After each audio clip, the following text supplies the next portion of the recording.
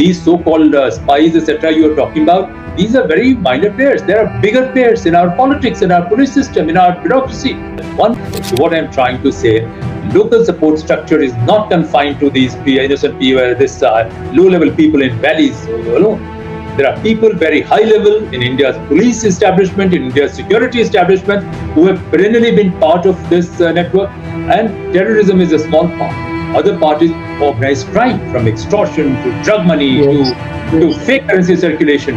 So when they are waging this kind of thing, or whoever is there waging it, they want it to use as a double-edged weapon. Pakistan was created, it was created, I have always said, created as a cancer that could destroy India. That was the real objective of the imperial power. Focus has to be destroying current power structure in Pakistan and tell people of Pakistan that we are here to rescue.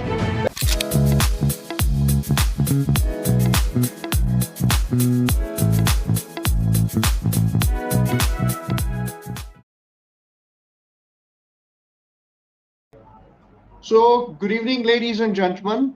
Jai Hind to all of you. Today's guest, Shri Jitendra Kumar Ojha, sir. Sir, welcome to the podcast. Our boat is rowing quick and fast, but some people on that boat itself are plugging holes, and the water is seeping in through those holes.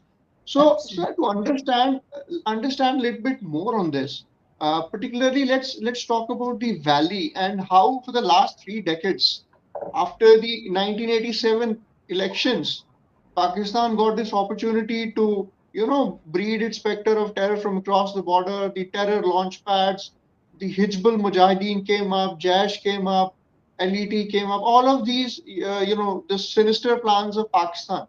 So please help us understand how the OGW network operates and how this factory of terror kind of is run from across the border. The Hawala, the money, these underground terror networks, plus the, FIC and all of these things. How does the entire web function and how does it, evade the eye of the security agencies? So can you please throw a little bit more light on that?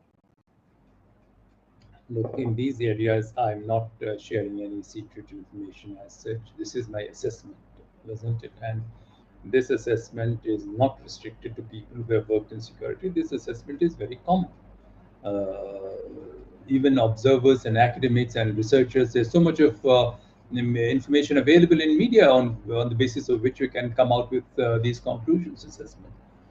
Look, you go to the root of Pakistan, there is something abnormal in so-called Islamic practices. I'm not trying to run down. There are amazingly brilliant Indian Muslims. Some good Muslims exist in Pakistan. They are also like normal middle-class people. Most of the people are very emotive about their identity. But Islamist identity, because consistent reinforcement of this identity through some unique practices, rituals, etc., more people are more emotive about this identity. I further go deep. I sometimes study our human behavior. Sometimes it is shaped by some of your neuroanatomical structures, practices, and habits built over generations and centuries, isn't it? And some are, of course, instant, immediate. So something is there, this genocidal, xenophobic hate and this thing. This has been part of pre-Islamic Arab world. Similarly, in Hittite world, it was there even in the West, I've said. That, you see the Gallic Wars or the Caesar's War, that, how misogynistic Caesar himself was. So that was part of culture, but everywhere else people have evolved. But in name of Islam, right from the First World War or even earlier onward, these imperial powers, they thought, how to tap it, how to ensure that, we use this identity to fracture social cohesion and national civilizational or cultural cohesion of India. Some of these practices are very, very abhorrent. There is no doubt about it. But it's not that, everything else on the other side is great. They also have many bad practices. But this genocidal hate was inbuilt. So anyway, Pakistan was created.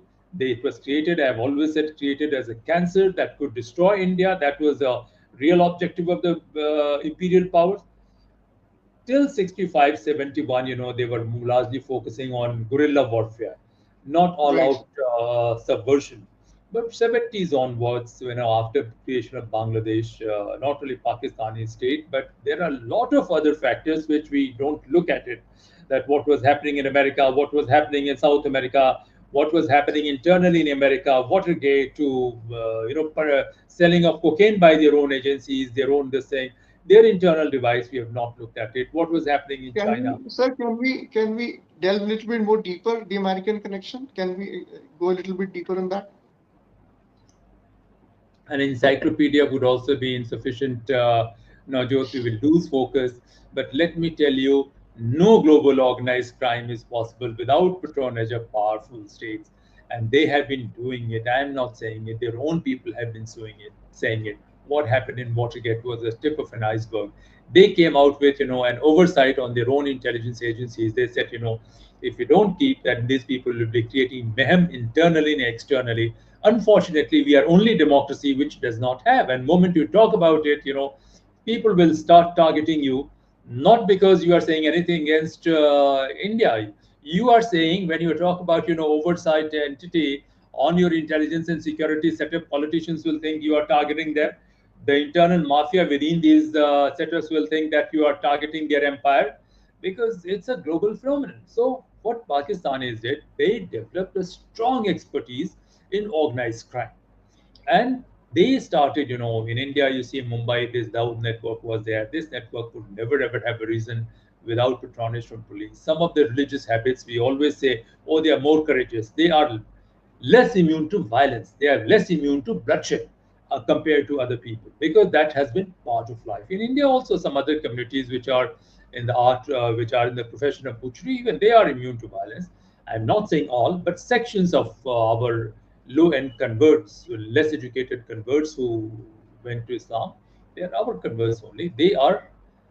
Their sensitivity level is very low, and they can easily perpetrate violence compared to others. And that's why 25 out of 25 major gangs in Mumbai, 22 were controlled by Muslims.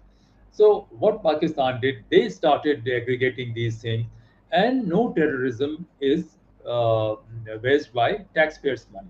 So it became a double-edged weapon. At one level, they were making money through extortion, through fake currency, to all kinds of money laundering, all kinds of petty crime offense, and all these groups were then eventually aggregated by Pakistani network.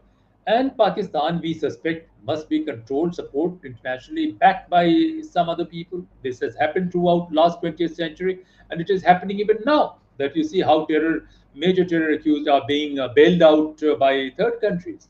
So this is a dynamics of covert warfare. And this covert warfare is impossible unless and until you subvert police.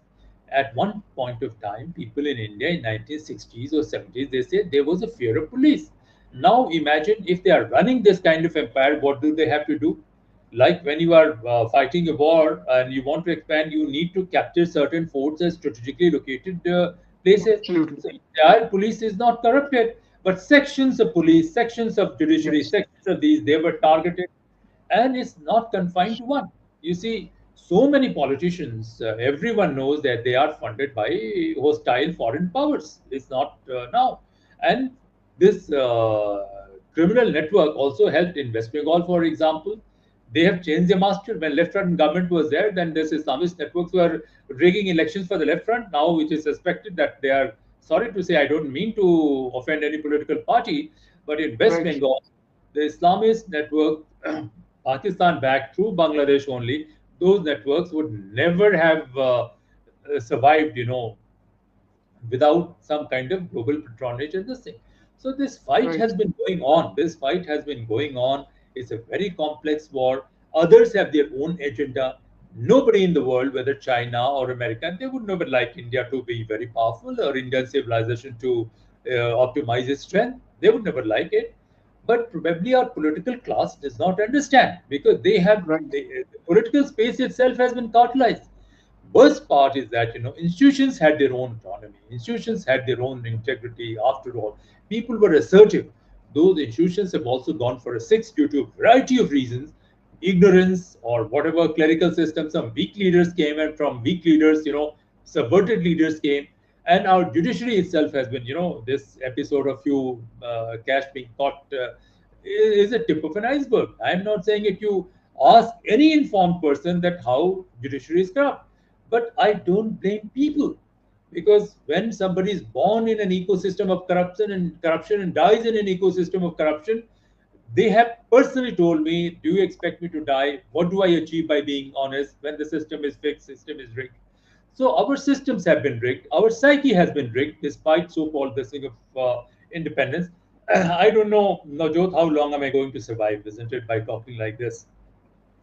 But we believe in birth and rebirth, isn't it? And I believe that for concept of strong statecraft, some people have to come out. And this life I'm leading, this life is life of a bonus. So many attempts I faced, and it's sheer miracle that I kept missing, kept dodging. But the biggest disappointment of mine has been cowardice, corruption, and shamelessness in India's criminal justice system, whether it's police or whether it's judiciary. That has disappointed me most, and I feel that, more than any terrorist, these two systems and political class also, they are so scared, despite. So they want, political class wants to monopolize power, bureaucratic class wants their own share of brokerage, judiciary wants their own share of brokerage. Of course, they can't renounce everything, so certain things are happening.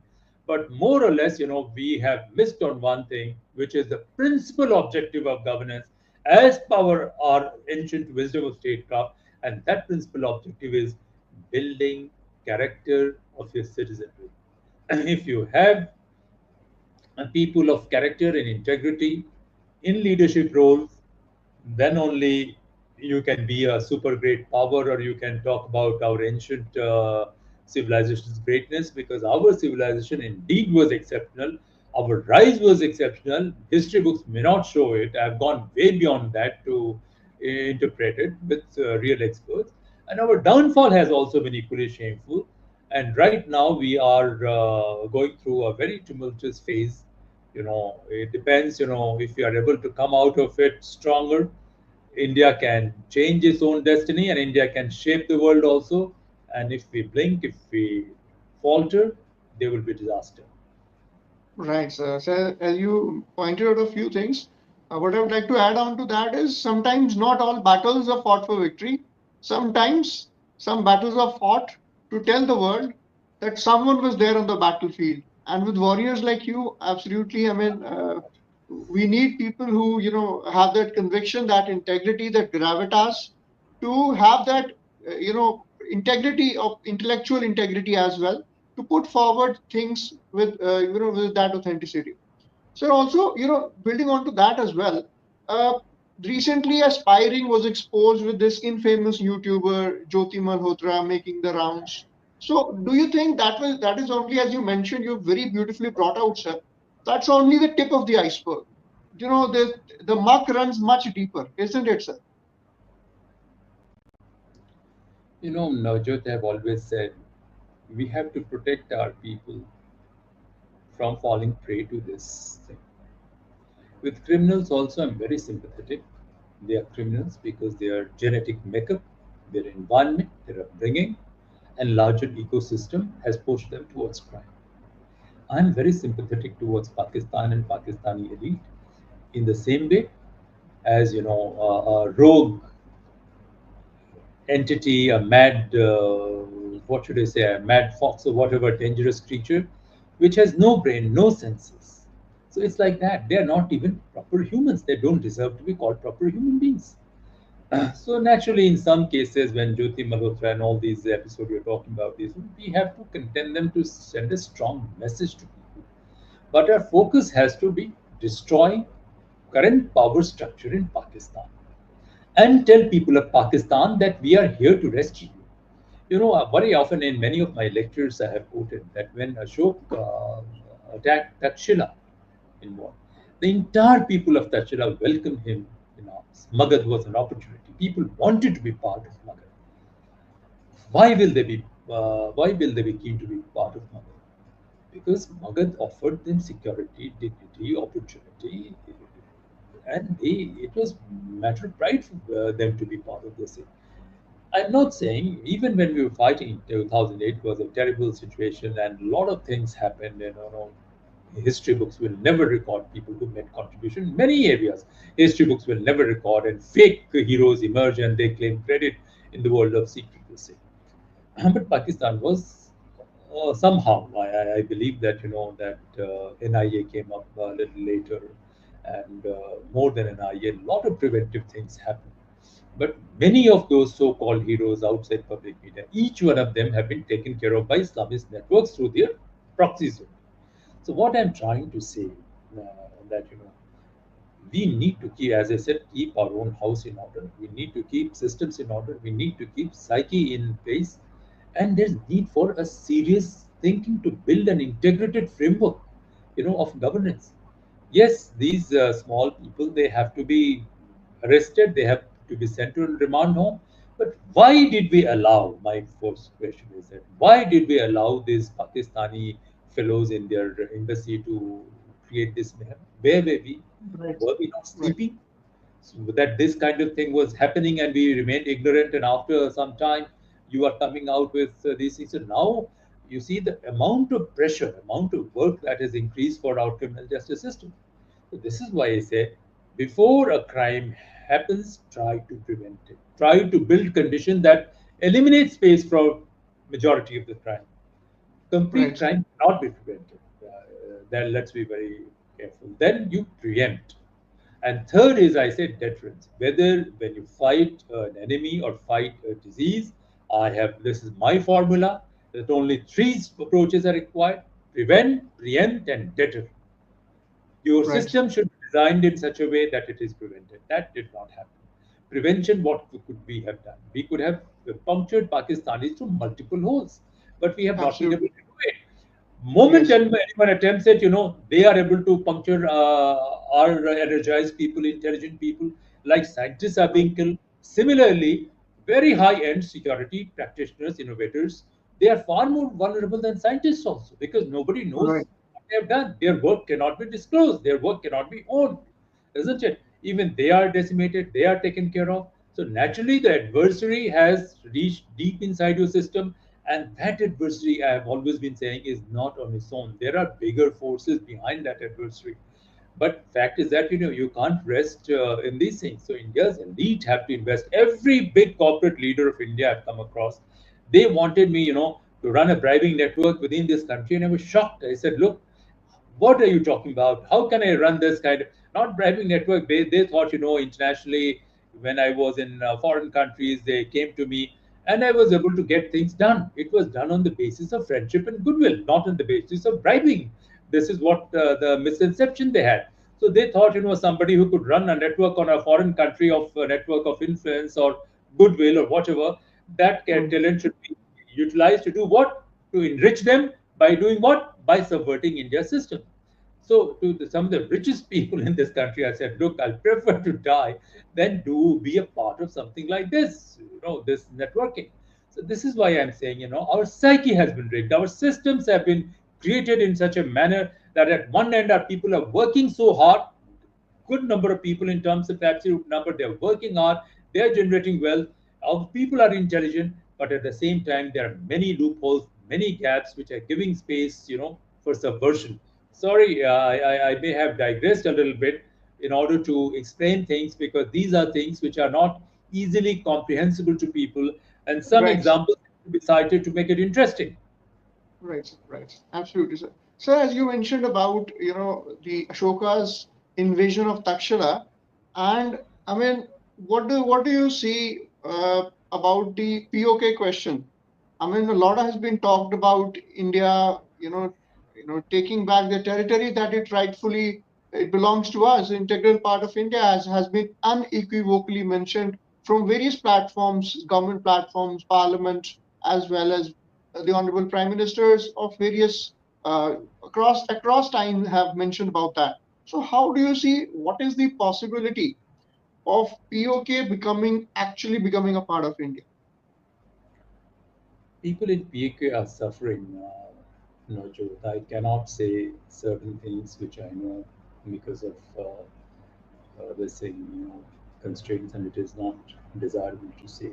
But people in POK are indeed suffering. Another time, last time also, I missed this point, at 2010, 11, 12, 13, after 2008, a lot of Pakistanis, they were very eager and desperate to be Indian. They were trying to tell those who were little educated, those who were little wealthy, those who were especially outside Pakistan, uh, they wanted to be Indian. So similarly, people in POK, a significant number of them, they want to be Indian. Fact is that if we are able to set a strong governance setup in India, where rule of law is maintained consistently, much better when security is there, I'm I'm very confident that there will be revolt in Pakistan to join India. Not only POK, whole of Pakistan would like to be India. Only a small microscopic minority is controlling that territory. They have brainwashed generations of people who have all kinds of xenophobic notions against Hindus. So this is how they are surviving. So we have to see it. When I talk about strategic myopia, I say that look, we should not do anything in a manner that helps Pakistani military and Pakistani cabal of these crooks who are dominating the political space to rally their people against India, isn't it? This is what strategy is, to see, get greater into details of even your adversary and see that, you are able to isolate the real enemy, real threat, and then take care of it. Because once you're able to isolate and localize the threat, it is much more easier to handle it. So I don't think only POK should be part of India. Even Sindh has to be part of India. Even Balochistan has to be. Even if you're not in this way, I feel the whole of South Asia belongs to us. Civilizationally, they are part of us. And we have to destroy Islamic radical practices from India. And sorry about it, India is not Arab. We can't be cultural colony of Arab dress, Arab notions, Arab, etc. Please take it back to Arab world. We respect them. We don't want to impose our cultural and symbolic values in Arab world. We respect their dress sense, their food habit, their everything in their land whenever we go there. And we want our whole civilizational space, which is whole of South Asia, undivided India, to be dominated by our civilizational values, ethos, symbols, heritage. Not only South Asia, whole of Southeast Asia also is Buddhist, Hindu, civilizational identity. If we talk about, I'm not talking about recent. I'm talking about 1 millennia old identity, 1.5 millennia old identity. We want that, well, this space has to be ours. So we should not think only in terms of physically taking POK. You use your timing, you keep building your. You will get it. No, you will get it. Timing is very important. So when you are starting to build your own systems in place, all your institutions become strong. Rest assured, POK will naturally come to you, and Pakistan is bound to disintegrate. But we are not doing everything all right. Our objective is not to ensure POK. You have not asked a question, but I have always said Panchsheel, everything is fine. We respect Panchsheel. We should not interfere. But a great power, a great state has to territorially expand. Okay. But you can't really expand by on the basis of strength of a Mansabdari system. It's a much deeper question. China is expanding. China was a small civilization between Yellow River and Yangtze River. Now steadily it has been expanding. And why it has expanded? Of course, intermittent phases of decay, degeneration has been there because it is not an open society. Deceit, treachery, slaughter, these are part of Chinese elite's practice of statecraft. But their biggest strength is a strong bureaucracy. India brought in something akin to Mansabdari system in the later Gupta era itself, and from there onwards our downfall started as a great civilization and state. Even now, our bureaucracy, you see, I saw results of UPSC civil service, this category, that category, this. When you divide your people in different castes, subcastes, these identities, naturally, you are not a strong nation. You are not a strong, cohesive nation. You destroy your national cohesion. You destroy your social cohesion. And all these forces who are talking about social justice cause, I am 100% convinced if there's a proper investigation, you will find even these people are being funded by Pakistanis or some foreign power only who want to fracture India's national and social cohesion. Otherwise, it is impossible. If you're genuinely Indian, of course, you're talking about social pressure, etc. At least if you're genuinely Indian, even for power and others, this thing, you will go to some extent. So this is an invisible dimension of statecraft which we don't talk about, we don't want to mention. But when we are talking about, there's a great civilization, we want to acquire our rightful place in the community of nations. Let us be very clear. Our politicians are also traders and brokers, and we need a stronger strategic community, which should not be restrained, or it should not be pressured when they come out with ideas in the best interest of the state and civilization. Right. So before we wrap up, a couple of quick questions, sir. I mean, post this Operation Sindoor, Pakistan, the Pakistani generals as well as the Prime Minister, they have been claiming victory, and now they have been, on their world tour, traveling to countries and, addressing premiers of Azerbaijan, Turkey, and other countries, and claiming victory. And that chest thumping is happening. How do you see this? And part two of the question, sir, how do you see India's response in the immediate future with respect to this, what happened in the past few weeks? Look, tactically, I've always said we have to support our government. But when it comes to building strategic capacity, there has to be serious introspection and serious thinking. Pakistani military, they have to demonstrate their utility to their patrons, to their clients, to their partners, to their associates.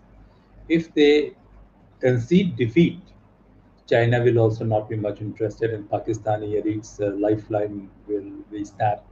Their partners like Turkey, Azerbaijan is a proxy of there. They will also not be interested. Then there are their invisible best partners are Colombian drug crime cartels to this Latin American crime cartels to so many Islamist groups and networks outside, because everybody wants to be on the side of powerful, isn't it?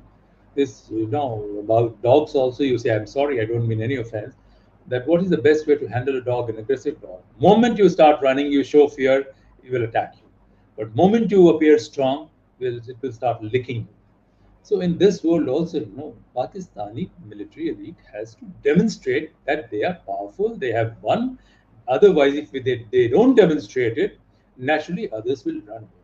But for India, I would say that we have not done enough to break will and capacity of Pakistan.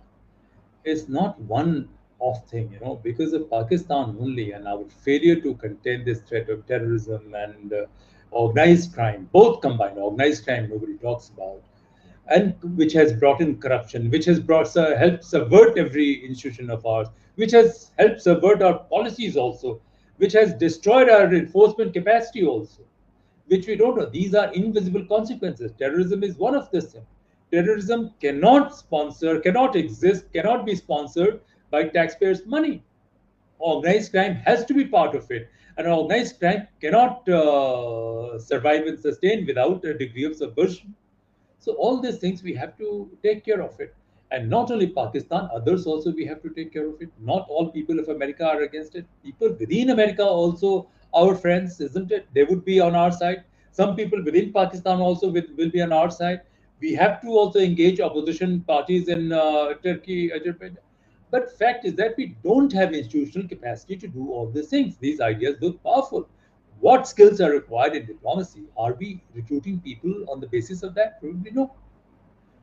Are we able to provide them right kind of training? Probably no. Are we having most optimal or efficient bureaucracy? No.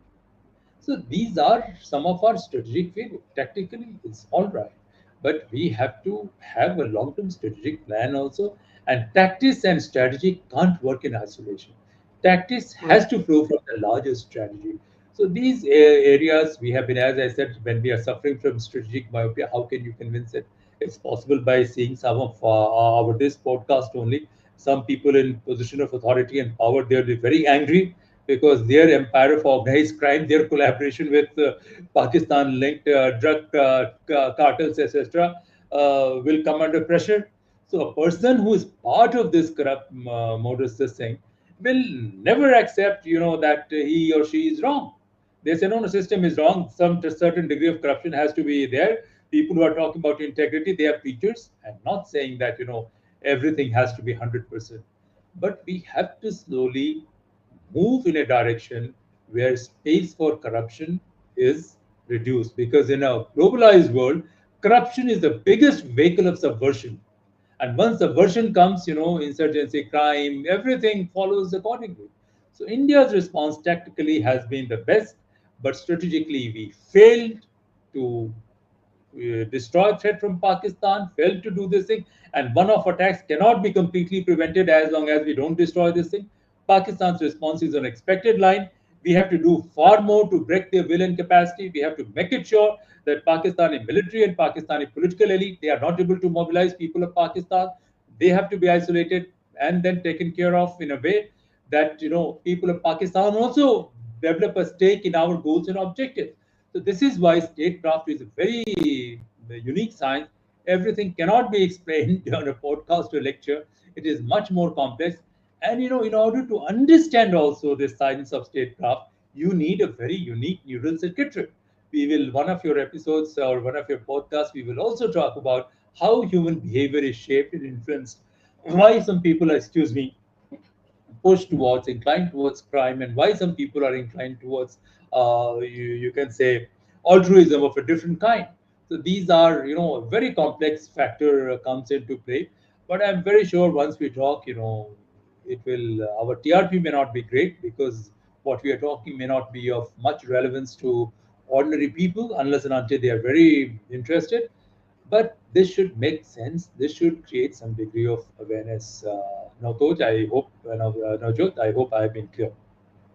Right, sir. Right, sir. Absolutely, sir. I mean, what you rightly pointed out, a lot of things, a lot of strategic insights, as you mentioned that we may be strategically having strategic inefficiencies, but we hope and we only wish that through this discourse that we will be having over the next few episodes, we will try to bring out a nuanced perspective through your wealth of experience that you have had over the years, your first-hand experience of dealing with security and geopolitical aspects that I will help the audiences, particularly the youth, as well as those in the corridors of power as well, to understand and to impress upon the importance of all these things that are important for building a very robust and strong civilization, not just administratively but also at the psychological level.